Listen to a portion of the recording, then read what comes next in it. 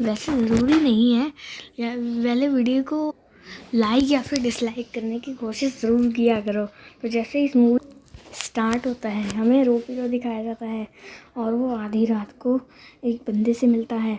वो बंदा उसको एक गेम के बारे में इनविटेशन देता है और इस गेम का नाम होता है स्क्विड गेम। तो रोपीरो उससे एग्री कर लेता है क्योंकि वो बंदा उसे ये कहता है कि अगर इस गेम को जीते तो बहुत बड़ा प्राइज़ मिलेगा, मतलब कैश प्राइज़। ये सुनकर रोपीरो एकदम हाँ कर देता है और वो बंदा उसे एक कार्ड देता है। फिर उसके बाद अगले दिन डायनामो बैट उसे कहता है कि तुम 40 साल के होने वाले हो तो अपनी उम्र देख लो। वैसे वो बंदा कह रहा था कि हम अपने फ्रेंड्स को इनवाइट कर सकते हैं स्क्विड गेम। तो वो डायनामो बैट कहता है कि इस सुपर हीरो को बुला लो, म्यूटेंट को बुला लो, इविल रोपीरो, evil super hero, evil mutant को भी बुला लो और डुपर हीरो को भी। तो रोपीरो उन सबको इनविटेशन दे देता है। फिर रात होने पर वो गाड़ी उन्हें लेने आती है तो रोपीरो वहाँ पर बैठ जाता है। वो सब बैठ जाते हैं गाड़ी के अंदर, लेकिन उस गाड़ी में अंधेरा होता है, लेकिन अनफॉर्चुनेटली वहाँ सभी को बेहोश कर दिया जाता है। और फिर उन सभी आँख खुलती है तो वो अपने आप को एक फैसिलिटी में पाते हैं और इस फैसिलिटी में तो टोटल 456 लोग थे। और तभी वहाँ कुछ गार्ड्स आ जाते हैं जिन्होंने पिंक कलर का यूनिफॉर्म पहना होता है और उनके मुंह जो होते हैं वो अच्छी तरह से ढके हुए होते हैं। वो उन्हें कहते हैं कि उन्हें वहाँ पर टोटल 6 गेम्स खेलने हैं। जो 6 के 6 गेम्स जीतेगा उसे इनाम में ढेर सारा पैसा मिलेगा। और वो ये भी कहता है कि स्क्विड गेम के रूल्स बताने स्क्विड गेम की डॉल आ रही है। तो वहाँ स्क्विड गेम की डॉल आती है और वो गेम का रूल बताती है। गेम का रूल काफ़ी सिंपल था। डॉल के पीछे मुड़ने पर उनको भागकर 5 मिनट में रेड लाइन को क्रॉस करना है, लेकिन अगर डॉल ने इन्हें देख लिया तो ये लोग एलिमिनेट हो जाएंगे। फिर इस गेम की शुरुआत होती है और फिर जब तभी डॉल की नज़र पीछे मुड़ती है तो वो कोरियन में एक गाना गाती है, तो कोमा को छिपिया सुमिदा। फिर जब वो पीछे मुड़कर देखती है तो उसे म्यूटेंट हिलता हुआ दिख जाता है और तभी उसे एलिमिनेट कर दिया जाता है। ये देखकर तो मानो हर कोई डर जाता है और फिर रोपीरो चिल्लाता है, म्यूटेंट ये क्या हो रहा है, लेकिन ये तो खूनी खेल है। तो डॉल कहती है अब तुम कुछ नहीं कर सकते, इस गेम को पूरा कंप्लीट करके ही तुम यहाँ से जा पाओगे, गेम को बीच में नहीं रोक सकते। फिर इस गेम की फिर ये गेम रिज्यूम होती है और फिर डॉल की नज़र पीछे मुड़ती है तो वो गाना गाती है, तो को माँ को छे पिया सुमेरा। फिर जब वो पीछे मुड़ के देखती है उसे कुछ लोग हिलते दिख जाते हैं और तभी उन्हें मार दिया जाता है। और ऐसे कैसे करते करते वो लोग एक एक करके मरने लगते हैं। फिर जैसे ही टाइम ख़त्म होने वाला होता है वो लोग किसी ना किसी तरह अपनी जान लगाकर भागकर उस रेड लाइन को क्रॉस कर ही लेते हैं। लेकिन जो लोग मर जाते हैं उनको, मतलब जो लोग रेड लाइन क्रॉस नहीं कर पाते उन्हें मार दिया जाता है। फिर हमें दिखाया जाता है म्यूटेंट अपने घर पे होता है और जो ईविल सुपर हीरो होता है वो भी ज़िंदा होता है। असल में जो लोग एलिमिनेट हुए थे उन्हें नकली गोली लगी थी। वो गार्ड्स भी उन्हें यही बताते हैं कि जो लोग एलिमिनेट हो गए हैं उन्हें नकली गोली लगी थी और सिर्फ 456 में से ओनली 201 प्लेयर्स ही रह गए थे, यानी 255 लोग उस गेम में, मतलब red light green light game में एलिमिनेट हुए थे। दूसरी तरफ हमें जाइंट ईविल वेस्टर्न में दिखाया जाता है और वो अपने साथियों को ढूंढ रहा होता है। तभी उसे कार में वही बंदा जाता दिखता है, मतलब स्क्विड गेम वाला बंदा उसे दिखता है जाता हुआ। और तभी वो बंदा उतर जाता है। तो जाइंट ईविल उससे पूछता है तुम कौन हो और क्या चाहते हो। तो वो बंदा उसे कहता है मैं स्क्विड गेम से आया हूँ और स्क्विड गेम अभी चल रही है, तुम्हें अगर इस गेम में आना है तो अगले साल आ सकते हो। और वो उसे कहता है कि तुम्हारा नाम तो जाइंट ईविल है। जाइंट ईविल चौंक जाता है क्योंकि उसे यकीन नहीं होता उस बंदे को उसका नाम भी पता था। तो वो उससे पूछता तुम्हें मेरा नाम कैसे पता। तो वो बंदा कहता है मुझे सब कुछ पता है, सबके नाम पता है मुझे। तो फिर वो उससे स्क्विड गेम की जगह पूछता है तो वो बंदा कहता है कि वो एक आइलैंड है और वो आइलैंड यहाँ से 25 मील दूर है। ये सुनकर जाइंट टेबल फटाफट से कैसीनो के पीछे जाता है। वो वहाँ से एक बोट को उठाता है और उस आइलैंड के लिए निकल जाता है। फिर जब वो उस आइलैंड पे आता है, उसे स्क्विड गेम का कोई अलग ही गार्ड मिलता है और वो उसे मारकर उसके कपड़े पहन लेता है और फिर उसकी लाश नदी में फेंक देता है। और जैसे ही वो ऊपर चढ़ने लगता है तभी उसका पैर फिसल जाता है और वो पानी में गिर जाता है।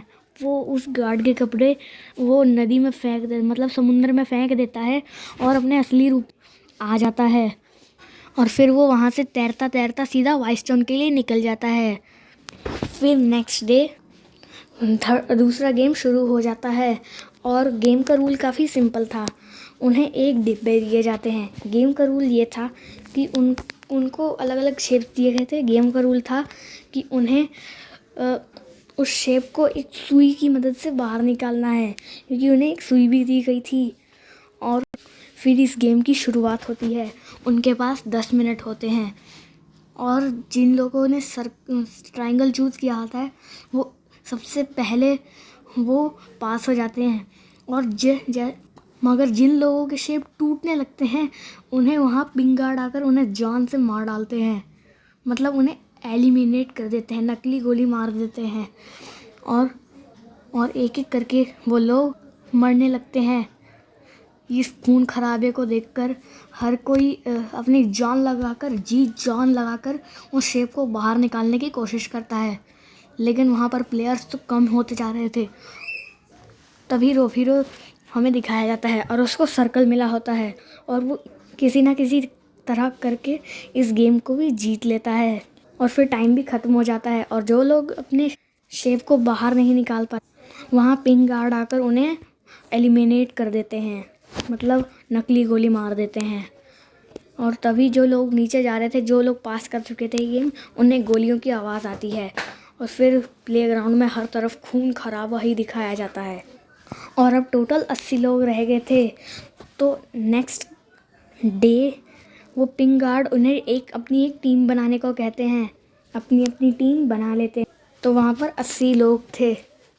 तो उन्होंने 10 लोगों की टीम बनाई, तो इसलिए वो 8 टीम्स में डिवाइड हो जाते हैं और फिर गेम शुरू होता है। इस गेम का रूल काफ़ी सिंपल था। इस गेम का नाम था टग ऑफ वॉर। इस गेम का रूल ये था कि एक टीम को ओपोनेंट टीम से रस्सी को खींचना है और फिर उसके बाद इस गेम की शुरुआत होती है। पहले हमें दूसरी टीम दिखाई जाती है, फिर उसके बाद उनमें से कोई एक टीम आसानी से जीत जाती है। फिर उसके बाद रोफीरो की टीम की बारी आती है। फिर उसके बाद टग ऑफ वॉर शुरू होती है रोफीरो की टीम की और फिर वो आसानी से इस गेम को भी जीत जाते हैं। फिर रोफीरो थर्ड गेम भी बच जाता है, यानी 50% गेम उसने पास कर ली थी। फिर नेक्स्ट डे उन्हें अगला गेम के लिए ले जाया जाता है। वो एक शाम के टाइम के एक विलेज में आ जाते हैं और टोटल 40 जने रह गए थे और उनको 10-10 कंचे दिए जाते हैं। और फिर गेम का रूल काफ़ी सिंपल, उन्हें मार्बल कोई भी एक गेम खेलना है और एक प्लेयर को ओपोनेंट से सारे मार्बल्स लेने हैं और दूसरा प्लेयर जिसके पास मार्बल नहीं होंगे उसे एलिमिनेट कर दिया जाएगा। फिर उसके बाद हमें 2 प्लेयर्स दिखाए जाते हैं जो कि गेम खेल रहे होते हैं एक। और फिर उसके बाद जो एक का पार्टनर होता है वो उसका कंचा गलती से उसके पार्टनर से टकरा जाता है और वो जीत जाता है। और तभी पिंग गार्ड आकर उसे जान से मार डालता है, मतलब एलिमिनेट कर देता है। दूसरी तरफ हम देखते हैं रोफीरो अपने पार्टनर सुपर हीरो के साथ खेल रहा होता है और फिर सुपर हीरो नहीं डाल पा रहा था मार्बल्स को और फिर लास्ट कंचा रह जाता है जो रोफीरो नहीं डाल पाता और सुपर हीरो भी नहीं डाल पाता, लेकिन ज़्यादातर तो रोफीरो ने डाले थे, इसलिए सुपर हीरो को एलिमिनेट कर दिया जाता है। फिर उसके बाद हमें एक प्लेयर दिखाया जाता है जिसको एक पिंग गार्ड आकर एलिमिनेट कर देता है। फिर हमें फ्रंटमैन दिखाया जाता है जो कि सारे वीआईपीज़ को ले आता है। फिर नेक्स्ट डे 5वें गेम की शुरुआत होती है। गेम का रूल काफ़ी सिंपल था। वहाँ पर 18 मतलब 18 ग्लासेस थे, 2 टाइप्स के। एक ऑर्डिनरी ग्लास पर पैर रखते ही वो ग्लास टूट जाए और वो लोग नीचे गिर जाएंगे, और टेम्पर्ड ग्लास नहीं टूटने वाला।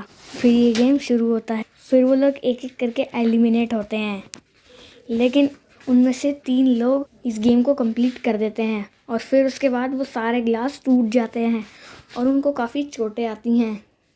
फिर गार्ड्स उन्हें कॉन्ग्रेचुलेट करते हैं, फाइनलिस्ट बन चुके थे वो तीनों रोप हीरो, इविल रोप हीरो और डुपर हीरो थे।